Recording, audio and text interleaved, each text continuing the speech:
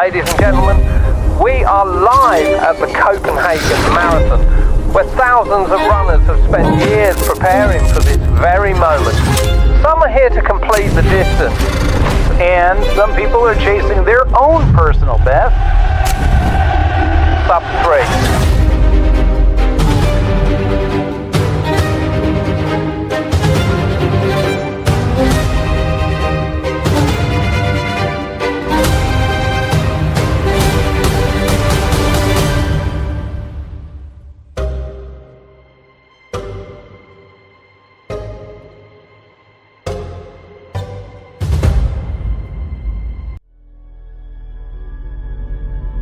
My journey in the marathon has been going on for a long time. My first time marathon was 5 hours, 30 minutes, and then progressively tried to get faster, obviously doing a bunch of ultra stuff.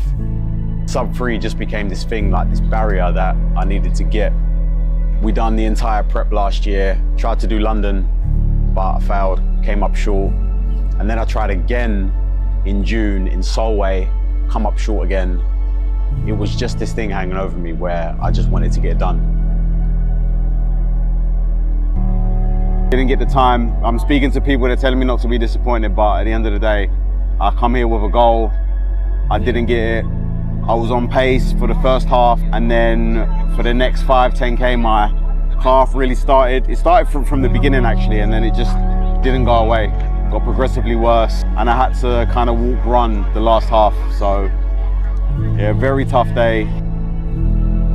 So after the challenge in December, where I ran across 3 countries, Qatar, Bahrain and the UAE, we broke those records, and then there was just a period of doing nothing basically. So I took about 3 months off, and then I started getting back into running, and I was doing a lot of slow running, a lot of far running, and I basically wanted to see where my fitness was. So I did a couple of half marathons, was running like, I did 130 and then I did a 125.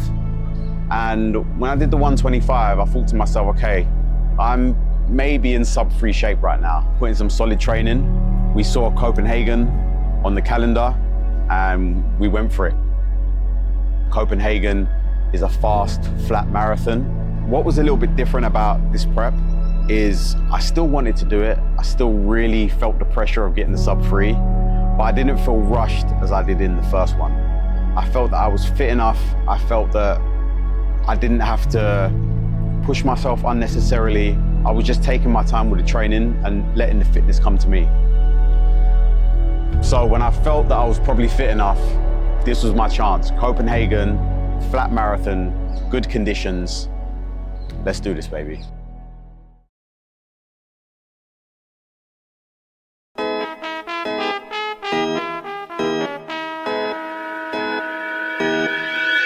Arrived in Copenhagen, got a little carb load in, and I was just dialed. I was ready to go. I was taking no chances. I was eating super clean, plain rice, plain pasta, just not doing anything out of the ordinary. Making sure that I got enough carbs in and making sure that I was staying off my feet. A lot of people, when they go do these marathons overseas, they want to see the sights, they want to go to their favorite restaurant. I was there on business. I was doing nothing. Literally, I was there to do a job. That was the whole focus of the trip.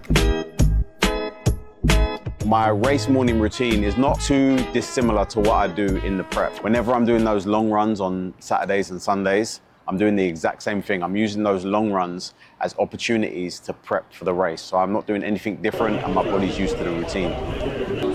So, sub-3 attempt. It's been a long time coming.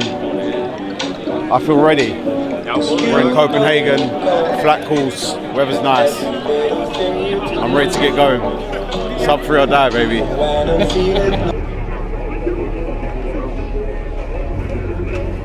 When you're on that start line and you're tapered, you're carved up, you're ready to go, you're with thousands of other people and you're at that start line, there's no feeling like it. I was just ready to leave it all out there. We are half-man racing in the 2026 Copenhagen Marathon. There is an array of race vehicles. It's just one of those days where you don't want to wake up. Everybody sucks. You don't really know why, but you want to justify. And someone's head off, no human contact. And if you win I had a handheld water bottle that had 1,000 milligrams of sodium in it. I was just sipping that throughout the first 10K. And then once it was done, I just threw it, and then I was relying on the aid stations for water. I was holding like a 4:10 pace for the first 10 or 15 kilometers. In hindsight, that was a little bit fast, but there were a lot of turns on this course and it was quite busy, so I was running extra mileage. I felt that I could have gone faster, but the marathon only starts in the second half, so I was just holding back. You better watch your back, cause I'm f***ing up your program. And if you're stuck up, you just locked up. Next in line to get f***ed up. Your best bet is to stay away, motherfucker. It's just one of those days. My split of the half was 1:29.19.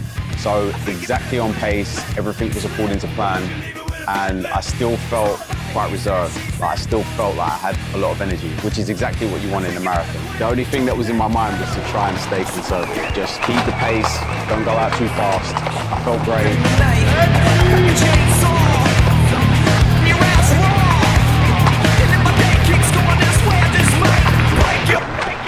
Tonight. Give me something to break. Give me something to break. Just give me something to break.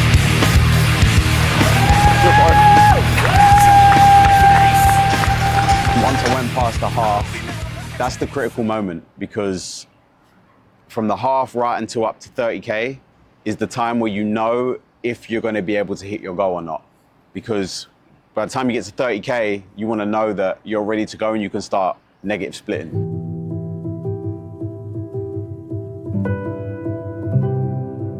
Right on schedule at around 35K, that's when it started to get difficult. Temperature started to rise a little bit and shit started to get real. That's what the whole marathon is about. It's about getting to that last 8, 9K where everything's hurting, you've run out of fuel, you're depleted, and all you're trying to do is hold on and get to that finish line.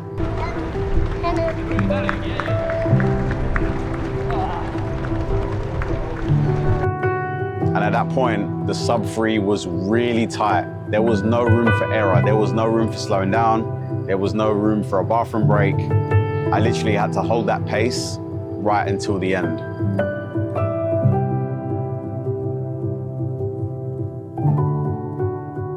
It started to get tough. My whole body, my whole mind wanted to stop. And to be honest, I just thought back to all of those times where I was by myself on this track. Or I was by myself at 5 a.m. doing a long run. All those tempo runs, all those long runs, all the prep that I did. And not just the prep this year, but the prep last year in London, where I failed. I was thinking about the failure. I was thinking about all those lonely mornings that I put in. And when I started to get close to 40K and I started to think about all those things, I thought there's no way I'm not doing this. I'm leaving it all out there. And I'm getting this sub-3. It's all about the he says, she says, rules. I think you better quit. Leave it with a fat whip. It's all about the he says, she says, I came around the corner, I could see the finish, and I just sprinted all the way to the finish. I looked at my watch, I realized that I was gonna do it, and it was just about bringing it home.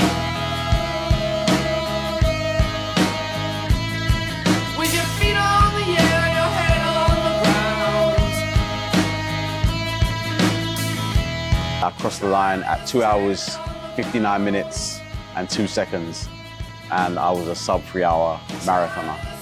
Finally, after years of running and 2 years of prep and setting this as a goal intentionally, I'd finally done it. Then it's hard. Let me grab my bag.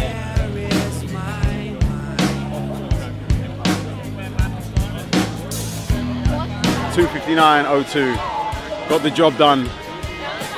Hardest marathon, hardest run I've probably ever done. Felt good up until like 35K. and then just left it all out there. But I'm proud of that one, man. I'm proud of that one. Louis, 8-minute PB, ran 250, animal. Chip time is 2:52 though. 252. Still So at 6-minute PB. 6-minute PB. Fucking. Till the wheels fell off and they till the almost wheels did. fell off, man. And they almost did. Fucking hard. Like till I 35. think that's the hardest race ever done. Same here, bro. How's it been? Well done, man. Well done, bro. Good work.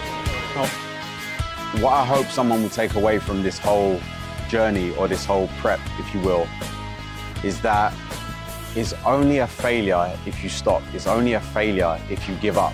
If I would have given up after I failed in London, then that would have been the end of it. And I would have failed at my goal and that would have been it.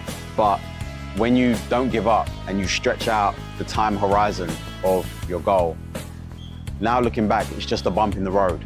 So as long as you don't give up and you keep going, you're gonna get there eventually.